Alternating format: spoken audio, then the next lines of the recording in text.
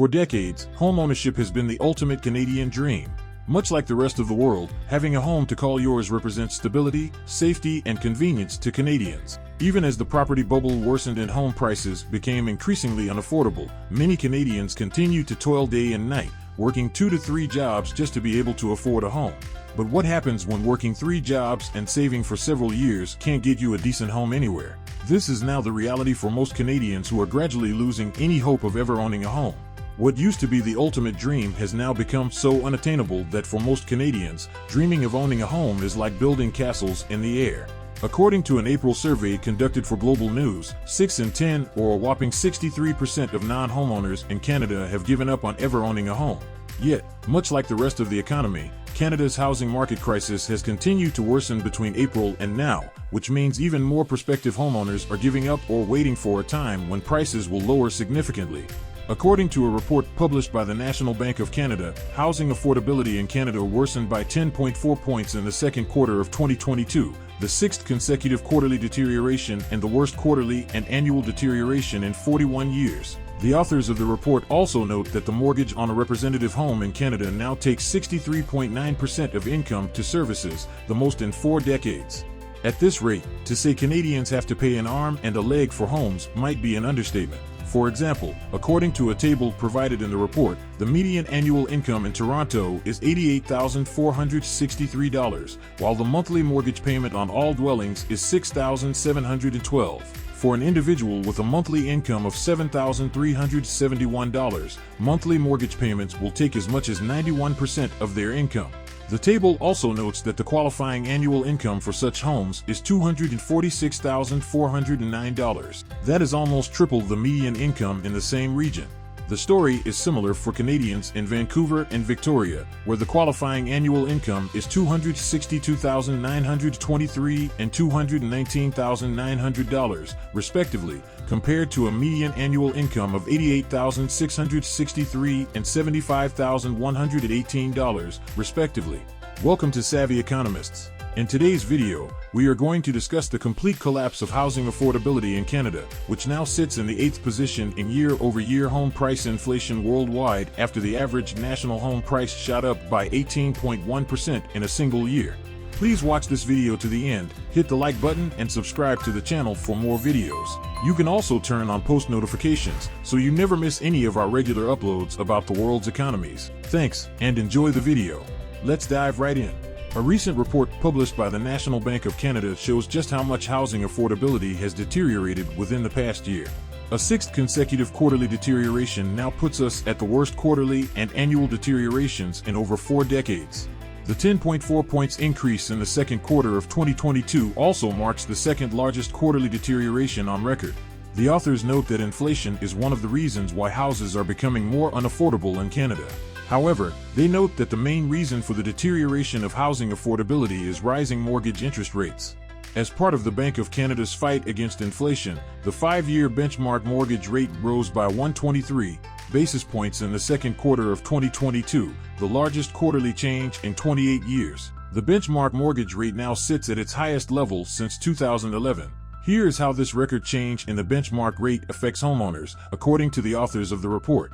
To give an idea of scale, a 123 basis points increase represents a surge of 14.4% for mortgage payments on the national composite, or an extra $500 a month, assuming no change in home prices. According to the report, metropolitan areas are getting the worst hit in the affordability crisis. As of quarter 2 of 2022, a representative non-condo home in the Greater Toronto Area has risen to $1,408,797 on average, a 6% increase in a single quarter. With an estimated down payment of $281,759, buyers will have to save up for 382.2 months or 31.85 years to afford the down payment while spending 98% of their income on monthly mortgage payments. Condos are slightly cheaper, but just as unaffordable on a median income.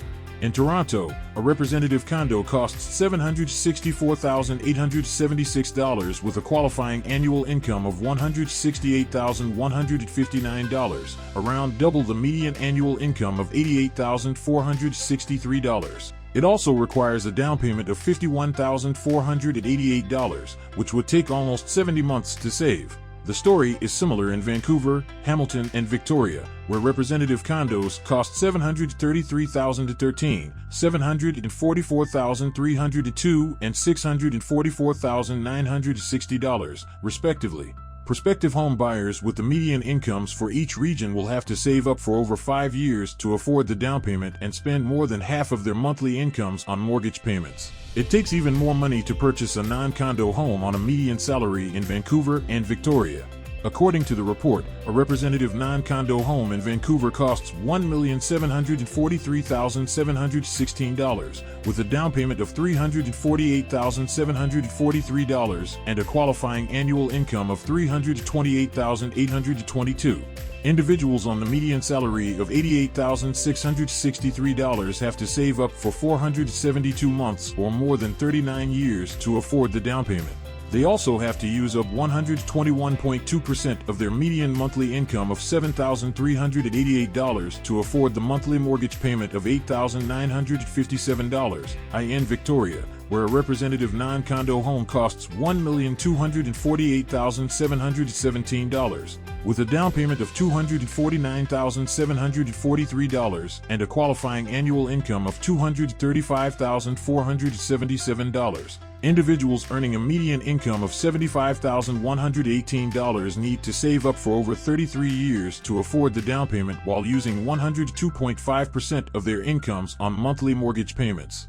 While the affordability crisis has been on for a while, the decline over the past year has been quite tremendous. According to the National Bank of Canada report, here is the breakdown of quarter-over-quarter and year-over-year change in all dwellings as of July 2022. Dwellings in Toronto increased by 6% in the quarter and 22.7% over the past year. In Montreal, all dwellings increased by an average of 6.6% and 18.8% quarter-over-quarter and year-over-year, respectively.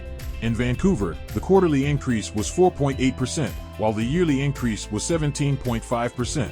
In Ottawa, the quarterly increase was 6.8%, while the yearly increase was 17.4%. In Hamilton, all dwellings increased by 7.4% in the last quarter and 27.5% in the last year. In Victoria, the quarterly increase was 5.1%, while the yearly increase was 21.9%. The report also contains the quarterly and yearly rate of change for condos and no-condo homes in various regions. Between July 2021 and July 2022, prices of condos in Hamilton and Victoria increased by 26.6% and 20.9%, respectively, the highest year-over-year increase on the list. It is closely followed by Toronto, which saw a 17.9% increase in the same period. On a quarterly basis, these regions also saw 8.1%, 5.3%, and 6.0% increases between the first and second quarters of 2022. Whatever type of home you're looking to buy in Canada now, there is a huge chance that it is way out of your budget.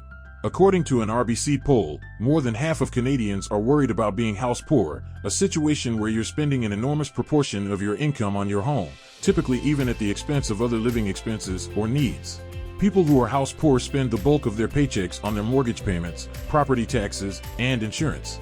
According to market experts, you shouldn't spend more than 28% of your income on mortgage payments. A look at the tables provided in the report by the National Bank of Canada reveals that individuals with a median annual income cannot afford the monthly mortgage payment on non-condo homes in any of the 10 regions without crossing that threshold.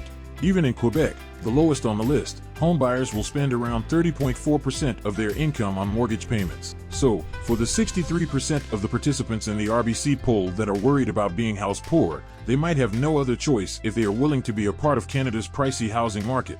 48% of the survey respondents planning to purchase a home within the next 2 years also noted their budget was less than $500,000. Yet, prices of non-condo homes in Toronto are at least triple that amount.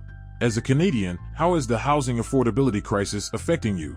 For our viewers who aren't in Canada, what's the current state of the housing market in your country? Please drop your comments and observations in the comments section below. Also, ensure you hit the like button, subscribe to the channel, and turn on post notifications so you never miss any of our regular uploads. Thanks for taking the time to watch our videos.